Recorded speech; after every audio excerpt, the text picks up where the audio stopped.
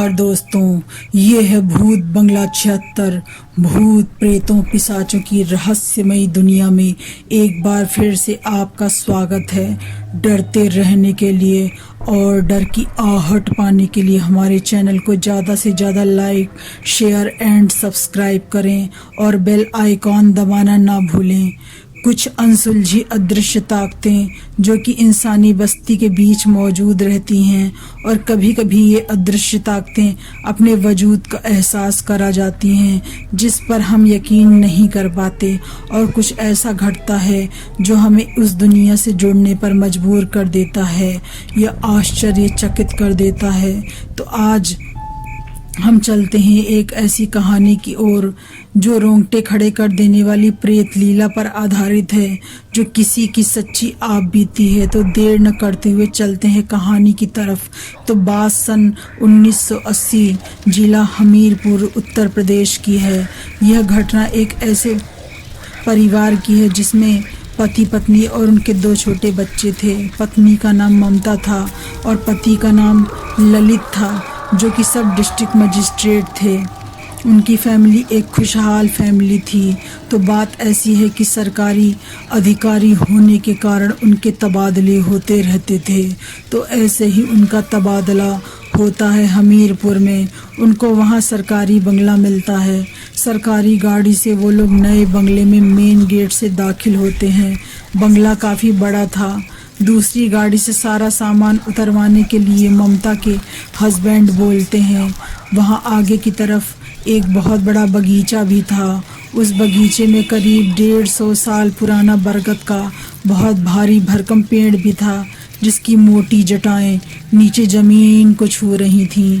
जैसे वो लोग यानी कि दोनों बच्चे और पति पत्नी गाड़ी से उतरते हैं तो कौवों का एक काफ़ी बड़ा झुंड पता नहीं कहाँ से आकर उनके सिर पर मंडराने लगता है। बहुत भगाने पर भी वो भागने का नाम नहीं लेता। बच्चे बहुत डर जाते हैं। एसडीएम साहब गार्ड से कहते हैं कि इनको भगाओ यहाँ से, क्या है ये सब, इन्हें कुछ खाने को डाल दो, भाग जाएंगे यहाँ से। गार्ड नज़रें चुराते हुए कहता है, साहब आप चिंता मत करिए, हम इनसे निपट लेंगे। जैसे वो उन दोनों से कुछ छुपा रहा हो। कुछ देर बाद उनकी पत्नी देखती हैं कि सारे कौवे बरगद के उस पुराने पेड़ पर बैठ जाते हैं, पर काँव काँव का शोर बंद नहीं करते, जैसे वो कुछ कहना चाह रहे हों।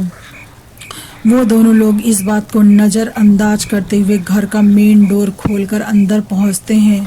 तो वहाँ का एक हॉल रहता है जो कि अजीब गंदी बदबू से भरा था। उस हॉल में बहुत ज़्यादा ठंडक थी जो रोए खड़े कर देने वाली थी, जबकि वो मई जून का तपता महीना था। हॉल में गूंजो तो आवाज़ दूसरी ओर से आती थी। एक अजीब सी खामोशी थी वहाँ, जैसे किसी तूफान के पहले आने वाली शांति होती है। धीरे धीरे सारे सामान के साथ वो लोग वहाँ सेटल हो जाते हैं। पहला दिन तो अच्छा बीतता है।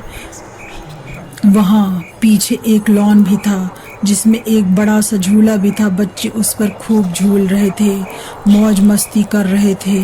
फिर रात में सब सो जाते हैं। करीब 12 बजे अचानक से किचन से बर्तनों की एक एक करके गिरने की आवाज़ आती है। ममता सोचती है कि शायद बिल्ली या चूहों के कारण ऐसा हो गया। इस बात पर ज़्यादा ध्यान न देते हुए वो सो जाती है। जब दूसरे दिन सुबह वो उठती है तो कमरे का सारा सामान तितर बितर रहता है। वो कुछ समझ नहीं पाती कि माजरा क्या है, क्योंकि रात में तो बच्चे सो चुके थे। अब अक्सर बर्तनों की रात में गिरने की आवाज़ आम हो चुकी थी। दोपहर को जब वो घर पर अकेले सोया करती तो बाथरूम का नल अपने आप खुल जाता। सोते समय उसके कान में कोई फूंकता पर दिखाई नहीं देता। फिर एक दिन रात में वो गहरी नींद में सोई थी कि अचानक कुछ रहस्यमयी लोगों की फुसफुसाहट की आवाज़ों से उसकी नींद टूटी। तो जो उसने देखा उस पर यकीन करना बहुत मुश्किल था। उसने देखा कि एक औरत और एक आदमी, 2 लोगों के शैतानी चमकीले सफ़ेद साए जिनके पैर ज़मीन से ऊपर हवा में तैरते हुए चल रहे थे। वो साए इतने डरावने थे कि ममता के मुंह से आवाज़ नहीं निकल पा रही थी। औरत के पूरे बाल खुले थे और बाल भी चमकीले सफ़ेद धुएं जैसे थे और आँखों की जगह गहरे गड्ढे थे। लैंप की रोशनी में वो साफ दिख रहे थे। वो बहुत ज़्यादा डरावने थे। ये सब देखकर वो वहीं बेहोश हो गईं। सुबह जब नींद खुली तो सारी बात उन्होंने अपने हस्बैंड को बताई तो उन्होंने कहा, क्या तुम सुपरस्टिशियस हो? भूत प्रेत जैसी कोई चीज़ नहीं होती। शायद स्ट्रेस के कारण डरावने सपने आए हैं तुम्हें। वो भी चुप हो गईं। हर रात 12 बजे उस बंगले में प्रेत लीला शुरू हो जाती जो उनकी पत्नी को दिखाई देती। कभी फुसफुसाहट की डरावनी आवाज़ें आती, कभी रात में लगता जैसे कोई भयानक औरत उनकी छाती पर बैठकर उनका गला दबा रही हो। कभी एक आदमी का सफ़ेद साया कमरे के पंखे पर उल्टा लटका उनको लाल आँखों से घूरता हुआ दिखता। एक रात उनको सपना आया जिसमें कुछ बच्चे उनसे, जिनके केवल सिर थे, वो रोते चिल्लाते हुए कह रहे थे, हमें भूख लगी है, हमें खाना दो, हमें निकालो यहाँ से, हम उस पेड़ पर रहते हैं, वो आपके दोनों बच्चों को मार डालेंगे, वो अच्छे नहीं हैं। हद तो तब हो गई जब एक रात 9 बजे उन्होंने सैटरडे के दिन नॉनवेज बनाया। सब खाना खाकर सो गए। करीब 2:30 बजे ही थे कि ममता की नींद टूटी। तो जो उन्होंने देखा वो डर किसी के भी होश उड़ा सकता था।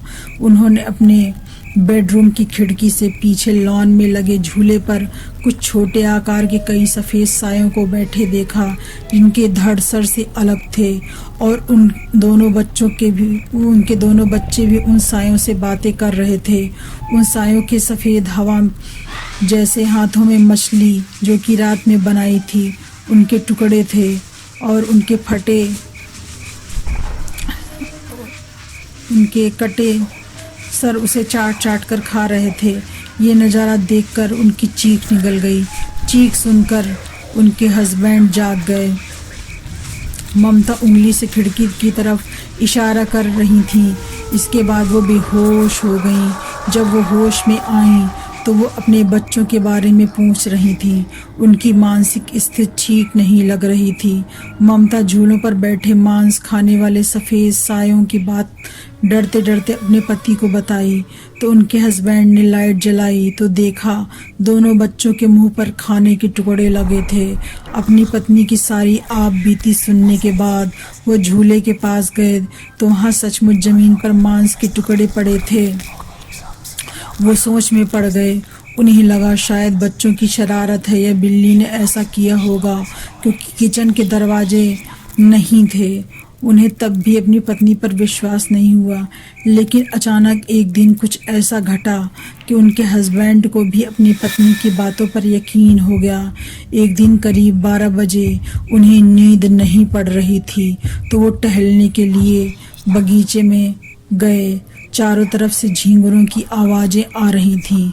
गार्ड मेन गेट के बाहर टीन शेड में बने अपने क्वार्टर में था। अचानक उनकी नज़र उस पुराने घने बरगद के पेड़ पर गई तो जो उन्होंने धुंधली रोशनी में देखा, काटो तो खून नहीं।